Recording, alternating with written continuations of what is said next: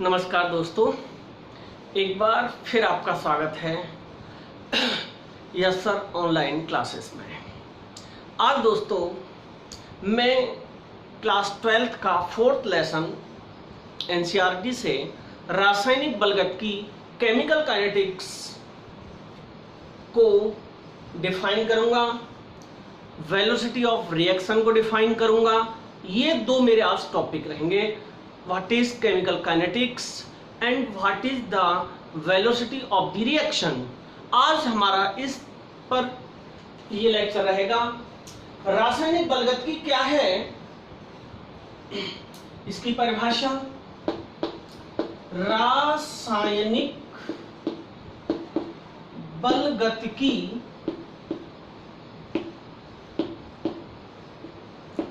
भौतिक रसायन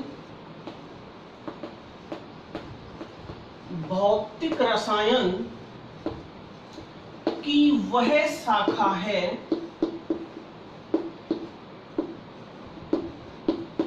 जिसके अंतर्गत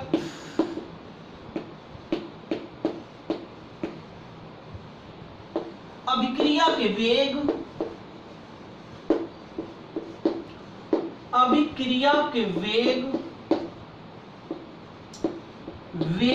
को प्रभावित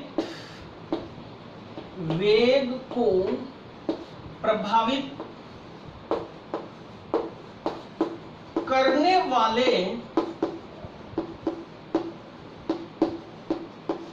कारकों का अध्ययन किया जाता है, उसे कहते हैं केमिकल काइनेटिक्स। तो दोस्तों रासायनिक बलगत की क्या है? रासायनिक बलगत की फिजिकल केमिस्ट्री की एक ब्रांच है in which we studied about the velocity of the reaction and factors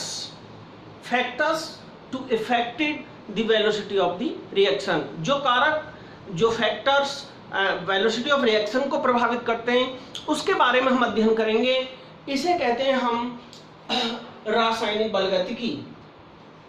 दोस्तों रासायनिक बलगत की हो गई, इसमें हम क्या करते हैं, अभिक्रिया के वेग का अध्ययन करते हैं और उन कारकों का अध्ययन करते हैं जो अभिक्रिया के वेग को प्रभावित करते हैं। अब दोस्तों अभिक्रिया का वेग क्या है?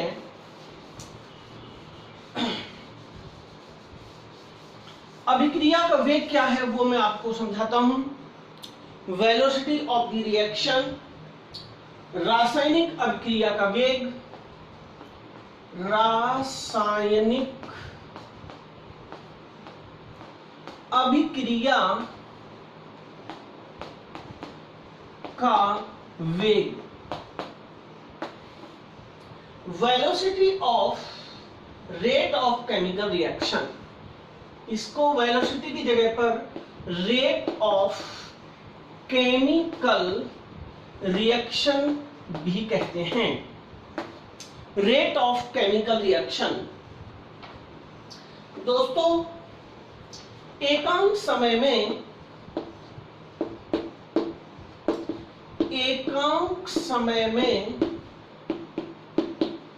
किसी पदार्थ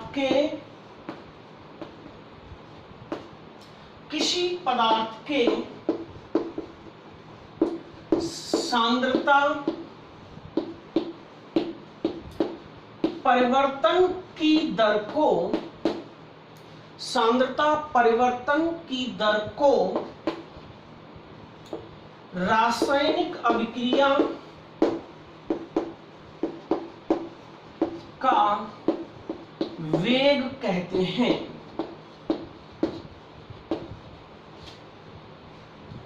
एकांक समय में कोई पदार्थ है हमारे पास और वह एकांक समय में कितना परिवर्तित हो जाता है, उसे कहते हैं अभिक्रिया का वेग। जैसे दोस्तों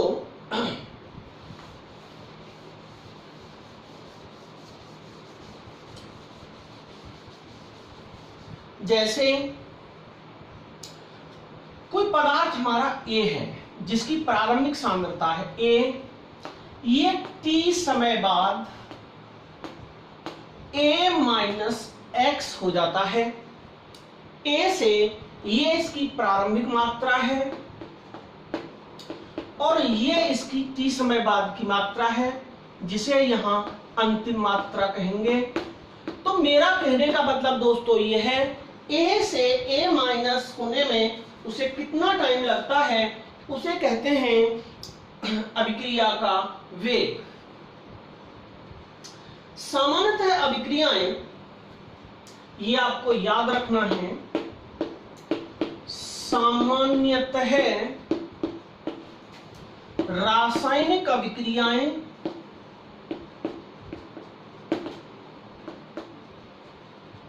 रासायनिक अभिक्रियाएं 10 टू द पावर, एक मिनट दोस्तों,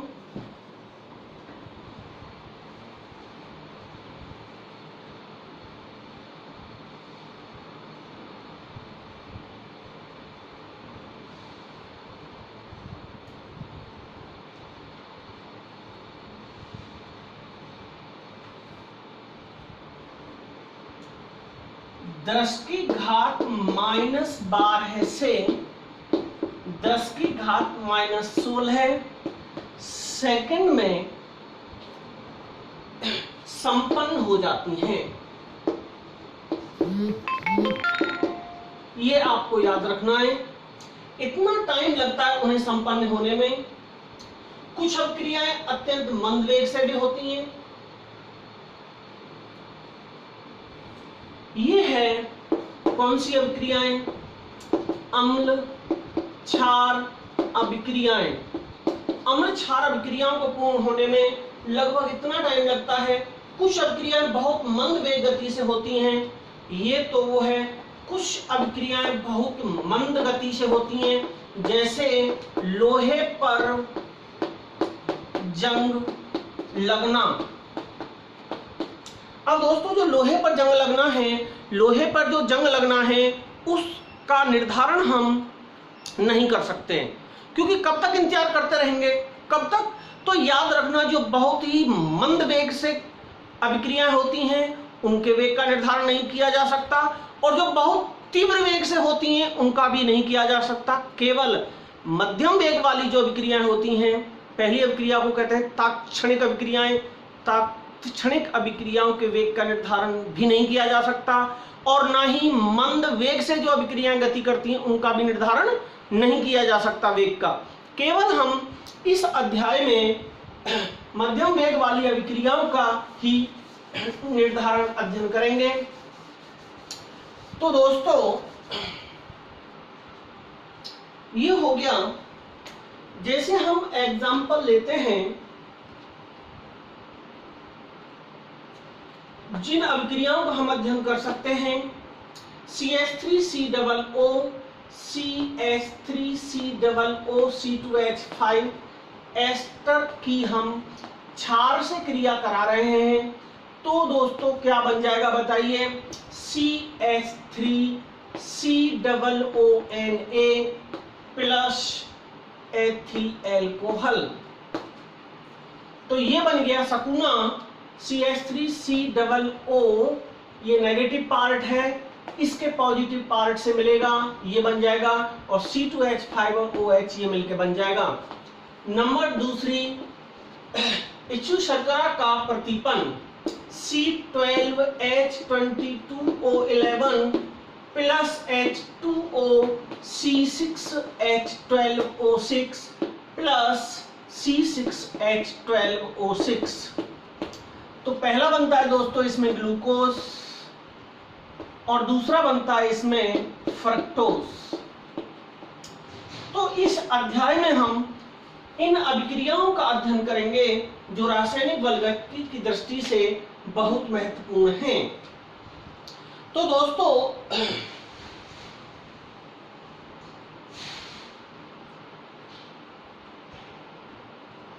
तो हम कह सकते हैं, तो हम क्या कह सकते हैं? तो हम कह सकते हैं दोस्तों, किसी अभिक्रिया में किसी अभिक्रिया में अभिकारक अथवा उत्पाद, अभिकारक अथवा उत्पाद की सांद्रता में प्रति इकाई समय, सांद्रता में प्रति इकाई समय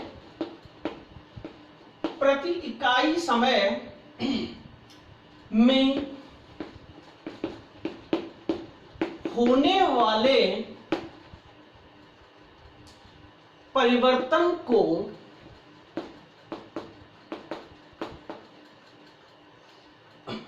अभिक्रिया का वेग कहते हैं।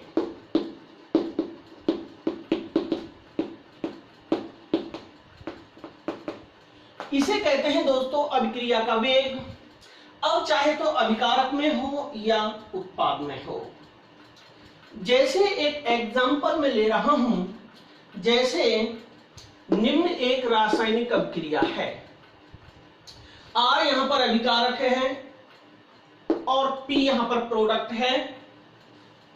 इस अभिक्रिया का वेग निम्न दो में से किसी एक तरीके से किया जा सकता है। इस अभिक्रिया के वेग का निर्धारण निम्न दो प्रकार से किया जा सकता है। R gives us P का निर्धारण हम दो तरीके से कर सकते हैं। कैसे कर सकते हैं देखिए,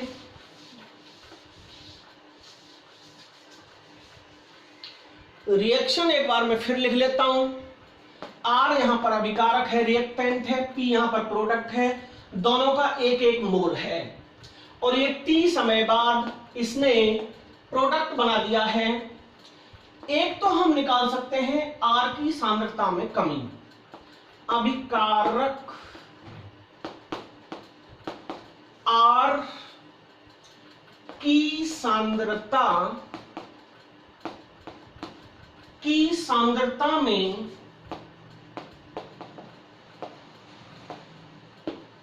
कमी की दर।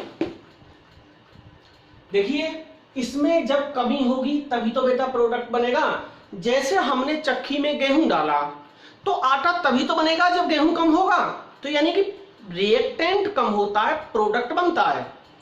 तो अभिकारक की दर में कमी आ जाती है, तो सूत्र हो जाएगा अभिक्रिया का वेग बराबर R की सांद्रता में कमी, R की सांद्रता में कमी बटे इस कमी में लगा समय। नहीं आई बात समझ में? R की सांद्रता में कमी होगी, इसकी सांद्रता में कमी होगी, तभी तो प्रोडक्ट बनेगा। और दूसरी तरीका से इसका वेग कैसे निकाल सकते हैं? उत्पाद P की सांद्रता में क्या हो जाएगा बताइए? उसमें कमी होगी तो इसमें वृद्धि हो जाएगी। तो बस यही सूत्र लग जाएगा, अभिक्रिया का वेग बराबर P की सांद्रता में वृद्धि, P की सांद्रता में वृद्धि बटे वृद्धि में लगा समय। तो आपको हमेशा याद रखना है, रिएक्टेंट की दर में कमी होती है, प्रोडक्ट की दर में वृद्धि होती है। तो इस तरीके से अभिक्रिया का वेग हम दोनों तरीका से निकाल सकते हैं, या तो अभिकारक की सांद्रता में कमी से या प्रोडक्ट की सांद्रता में वृद्धि से। ये आप सूत्र नोट कर लें, आगे इसकी जरूरत पड़ेगी आपको। ओके दोस्तों,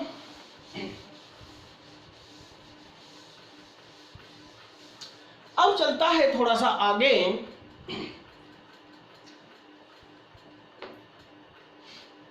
तो हम कह सकते हैं अतः अभिक्रिया का वेग क्या हो जाएगा, minus delta R upon delta T. ये माइनस का चिन्ह है, रिएक्टेंट में कमी होती है इसलिए माइनस का चिन्ह लगा हुआ है। पहला तो ये बन जाएगा, दूसरा क्या बन जाएगा, प्रोडक्ट के लिए अभिक्रिया का वेग बराबर, इसमें क्या होता है आपको पता है, वृद्धि होती है तो यहां प्लस का चिन्ह लग जाएगा, del p upon del T.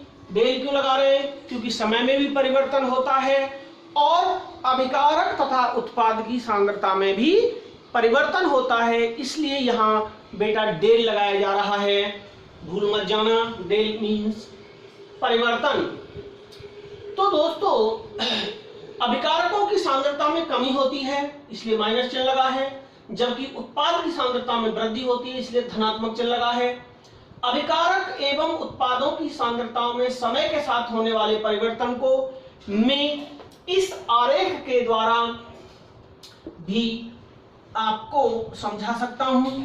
अभी इस चैप्टर में आरेख बहुत इंपॉर्टेंट होते हैं, आपको याद रखना है।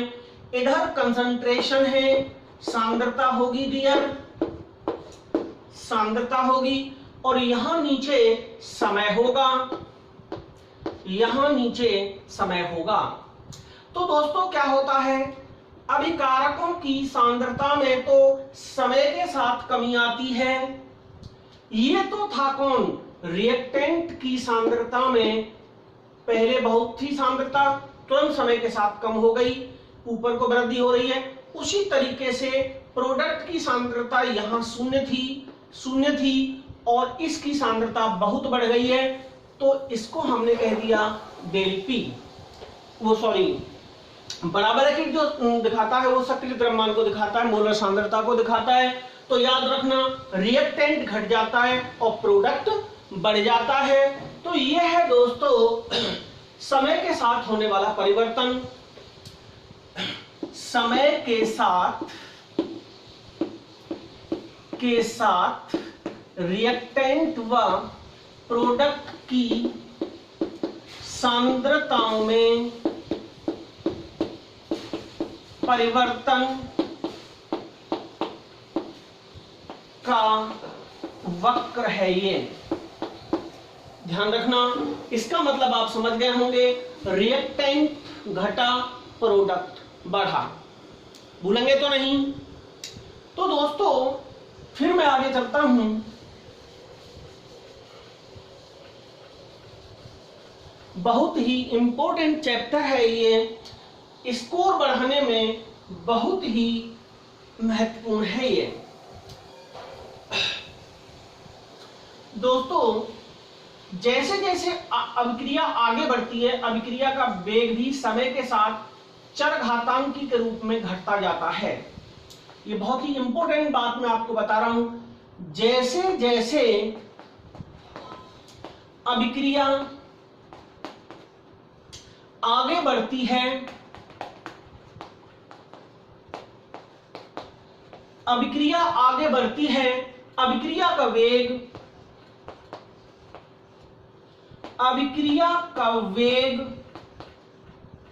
भी समय के साथ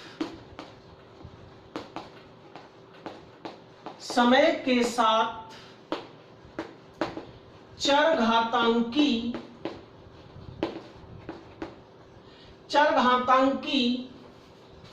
रूप से घटता जाता है। अभिक्रिया का वेग हमेशा समय के साथ घटता जाता है। इसका कारण क्या बताइए आप? वेग समय वक्र अनंत स्पर्शी होता है। यही कारण है कि वेग और जो समय का जो वक्र होता है वो अनंत स्पर्शी होता है। वेग समय का ये जो चक्र होता है वो अनंत स्पर्शी होता है, मतलब कभी भी टच नहीं करता, क्योंकि वेग समय सैद्धांतिक रूप से इसका तात्पर्य यह है कि किसी अभिक्रिया को पूर्ण होने में अनंत समय लगता है। इसका मतलब यह है किसी अभिक्रिया को पूर्ण होने में अनंत समय लगता है। यह बात आपको याद रखनी है। इसका मतलब क्या है दोस्तों, मैं आपको बताऊं, जैसे जैसे अभिक्रिया आगे बढ़ेगी, मतलब अभिकारक उत्पाद में जैसे जैसे चेंज होगा, वैसे वैसे क्या हो जाएगा, अभिक्रिया का वेग भी समय के साथ कम होता जाएगा। जैसे अगर हमारे पास रिएक्टेंट ज्यादा होगा, अभिकारक बहुत ज्यादा होगा शुरू में, तो प्रोडक्ट बहुत ज्यादा बनेगा।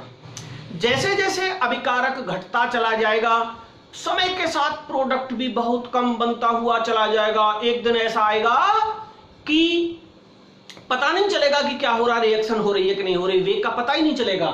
तो इसलिए कहा जा सकता है कि किसी अभिक्रिया को पूर्ण होने में कितना समय लगता है, याद रखना दोस्तों, अनंत समय लगता है, क्योंकि कभी भी इसका वक्र जो होता है वह उसको स्पर्श नहीं करता। इसका ये वाला ग्राफ बनेगा, तो ध्यान रखना, अनंत स्पर्शी का आपको ग्राफ पूछ लिया जाए तो इधर लिखेंगे आप समय, इधर लिखेंगे आप वेग। तो वेग रिएक्टेंट जब होता है तो वहां से समय के साथ घटता हुआ चला आता है, और कभी भी इस लाइन को पता नहीं कब टच करेगा, उसका कुछ भी पता नहीं होता। तो ये आपको याद रखना है। ये जो होता है, ये लाइन यहां नहीं मिल रही है, इसलिए इसको कहा गया है अनंत स्पर्शी। इसी को कहा गया है दोस्तों अनंत स्पर्शी। अगर हम वेग और समय के मध्य ग्राफ खींचें तो ये अभिक्रिया का जो वेग है वो अनंत स्पर्शी होता है। इस बात को आप याद रखेंगे। तो दोस्तों ये था अनंत स्पर्शी। इसके बाद में मैं लेता हूं, मेरा अगला टॉपिक है दोस्तों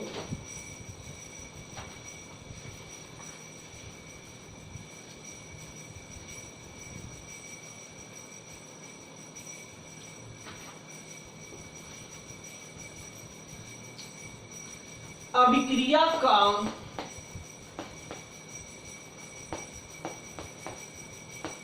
औसत वेग अभिक्रिया का एवरेज वेलोसिटी।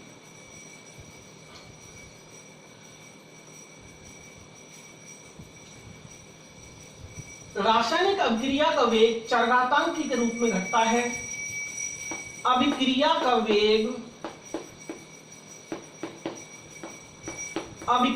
वेग प्रारंभ में तेजी से घटता है और धीरे धीरे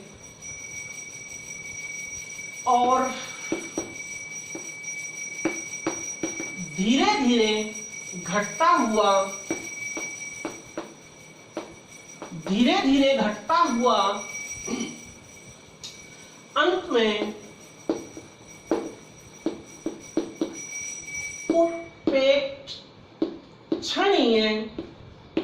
उपेक्षणीय हो जाता है।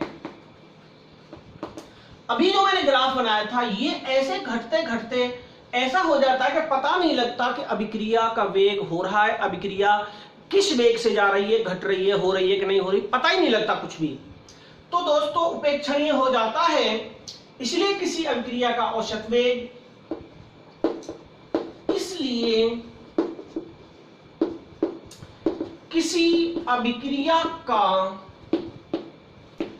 औसत वेग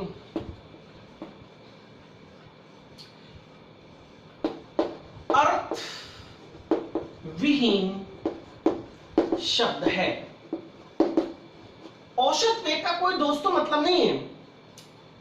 परंतु, कौन सा टू? परंतु किसी छोटे समय अंतराल, किसी छोटे समय अंतराल, किसी छोटे समय अंतराल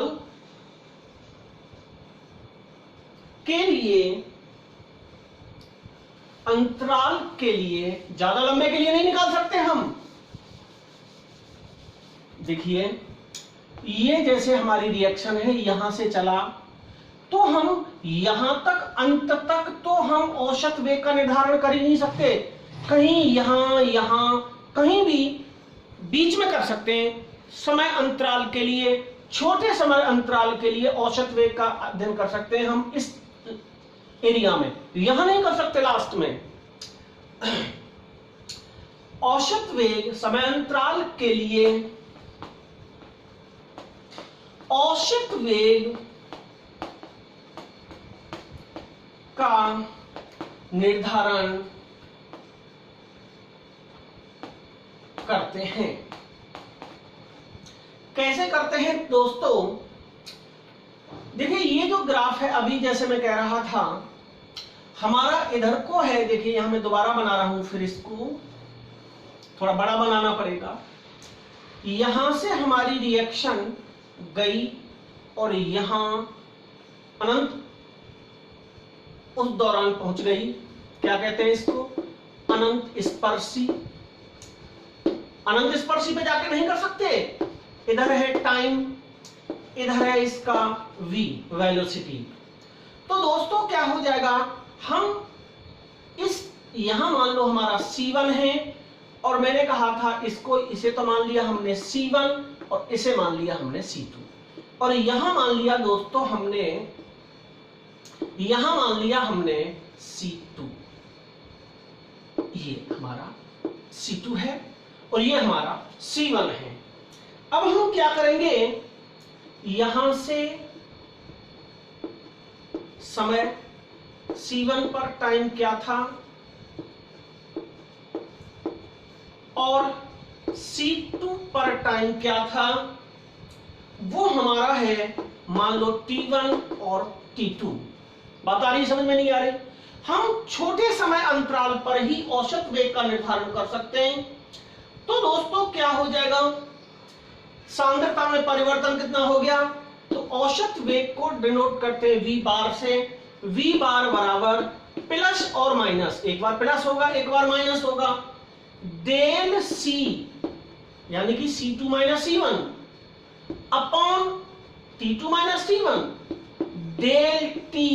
ये जो हमारा होगा दोस्तों, ये औसत वेग का फॉर्मूला होगा।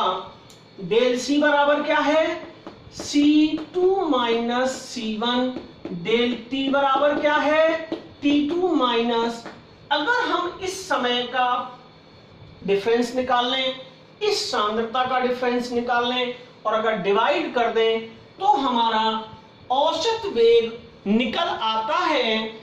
ये दोस्तों आपको याद रखना है। धनात्मक और जो ऋणात्मक चिन्ह हैं उत्पादों एवं अभिकारकों में संगत सांद्रताओं का परिवर्तन दर्शा रहे हैं। माइनस दर्शा रहा है अभिकारक के लिए और प्लस दर्शा रहा है उत्पाद के लिए। तो औसत वेग आपकी समझ में आ गया होगा दोस्तों। अब मैं आगे चलता हूं। दूसरा वेग होता है दोस्तों तात्क्षणिक वेग। थोड़ी देर पहले मैंने इसके बारे में चर्चा की थी।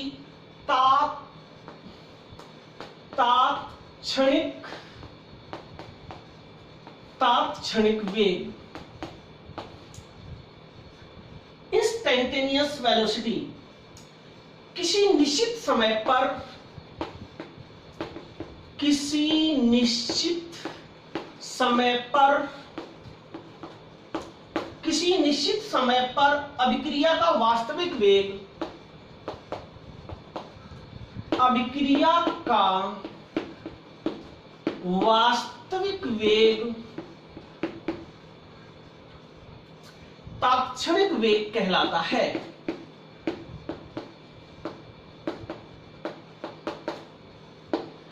तात्क्षणिक वेग कहलाता है। समयांतराल t को अनंत सूक्ष्म लेकर तात्क्षणिक वेग ज्ञात किया जा सकता है। तो दोस्तों तात्क्षणिक वेग क्या होता है? यदि किसी बिंदु P पर तात्क्षणिक वेग ज्ञात किया जाना हो तो उस पर एक स्पर्श रेखा खींचकर उसका ढाल ज्ञात कर लेते हैं। तो दोस्तों देखिए ये ग्राफ देखिए आप, अभी जो हमने बनाया था वही अनंत स्पर्शी ये बना दिया। यहां हमारा क्या था आपको पता है, C1 था, यहां हमारा C1 था और यहां हमारा C2 है, यहां हमारा C2 है। आ गया समझ में दोस्तों? आपको पता है एक T1 था, यहां हमारा T1 था, यहां हमारा है T2। अगर हमें इसका वास्तविक वेग ज्ञात करना हो तो यहां एक ये वाली ये एक P जो है, यहां क्या करते हैं हम P एक स्पर्श रेखा खींचते हैं। P ये जो है यहां हमने ये वाला इसका P एक स्पर्श रेखा खींचते हैं, जिस पर खींचते हैं उसका ढाल ज्ञात कर लेते हैं। ओके दोस्तों, तो आपको ध्यान रखना है P का ढाल क्या होता है? tan theta. tan थीटा जानते हैं आप, लाल बटे का आपने पढ़ा होगा। तो दोस्तों तो हमारा सूत्र हो जाएगा ये ढाल tan थीटा बराबर minus del C upon del T, minus del C ये हो गया। आपको डेल C और इसके मान मैंने बता दिया है। तो यहां DC सांद्रता में अनंत सूक्ष्म परिवर्तन अर्थात सांद्रता का अवकलज है, समय का अवकलज है, प्रायोगिक रूप से परख संभव नहीं है। स्पर्श रेखा के ढाल से सरलता प्राप्त जो तात्क्षणिक वेग है, तो यही जो tan थीटा है इसका यही तात्क्षणिक वेग कहलाता है। इस अभिक्रिया का वास्तविक वेग कहलाता है। इस ग्राफ से आप समझ लें। तो दोस्तों ये था आपके लिए अभिक्रिया की बलगत और कुछ विशेष प्रकार के अभिक्रिया वेग। अब देखिए इसके लिए आपको रिएक्शंस में वेग को समझने के लिए अभिक्रिया वेग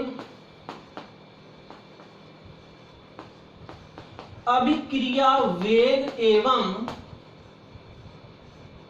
स्टाइकियोमिति संबंध, स्टाइकियोमितीय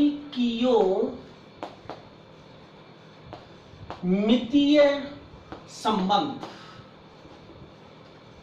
स्टाइकियोमिति में आपको पहले लेसन बता चुका हूं। तो दोस्तों जैसे मान लो हमारी ये अभिक्रिया है, उदाहरण से समझेंगे आप। A plus B gives us C plus D। अब इसमें आपको अभिक्रिया का वेग निकालना है। अभिक्रिया का वेग निकालना है तो क्या हो जाएगा दोस्तों, ये 4 पद में दे रहा हूं। इस अभिक्रिया का वेग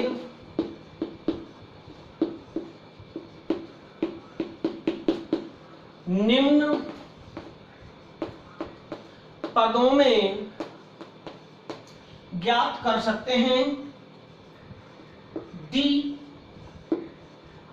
ए अपॉन डी टी। कैसा चिन्ह लगेगा? यहां माइनस लगेगा कि नहीं लगेगा? क्योंकि इनकी सांद्रता डी की जगह पर आप डेल्टा भी लगा सकते हैं। यहां ये परिवर्तन को शो कर रहा है, मतलब एक ही सांद्रता में परिवर्तन बटे सांद्रता में लगा समय बराबर हो जाएगा किसके? इसके minus d b upon D t, ये भी माइनस का हो गया, ये दोनों अभिकारक हैं। या ये तो किसके फॉर्म में हो गई, अभिकारकों की फॉर्म में, ये अभिकारकों के लिए हो गया। अब उत्पाद में क्या लग जाएगा बेटा, प्लस का चिन्ह लग जाएगा, डी सी की सांद्रता अपॉन डी टी, डी क्यों लगाते हैं, ये सूक्ष्म परिवर्तन होते हैं इसलिए, बराबर प्लस डी अपॉन, ये हो जाएगा दोस्तों उत्पादों के लिए, वो अभिकारकों के लिए वेग था इस अभिक्रिया का, ये हो गई इसके लिए। दूसरा एग्जांपल देखें, आपसे पूछेगा, एक अभिक्रिया देगा और आपसे कहेगा कि इस अभिक्रिया के लिए अभिक्रिया वेग समीकरण लिखो। तो आपको मैं अभिक्रिया वेग समीकरण लिखना सिखा रहा हूं। एग्जांपल नंबर 2, इसी को कहते हैं stoichiometry. 2a gives us C plus D के लिए अभिक्रिया वेग समीकरण लिखिए।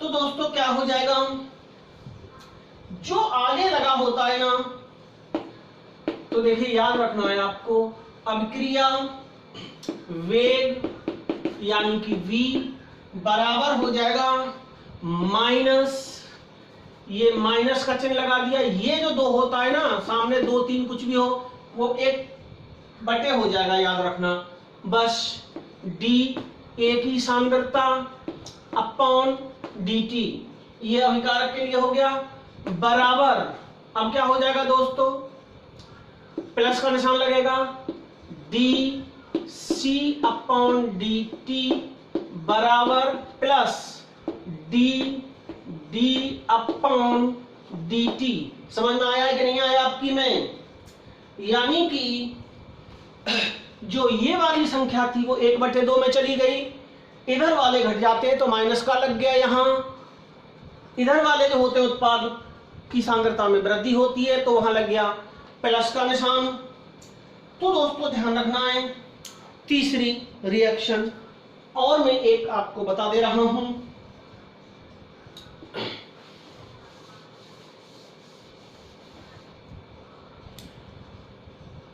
बहुत ही अच्छी रिएक्शन है, 5Br, अगला एग्जांपल है 5Br AQ plus BrO3 minus AQ plus 6H positive AQ gives us 3Br2 gas plus 3H2O liquid के लिए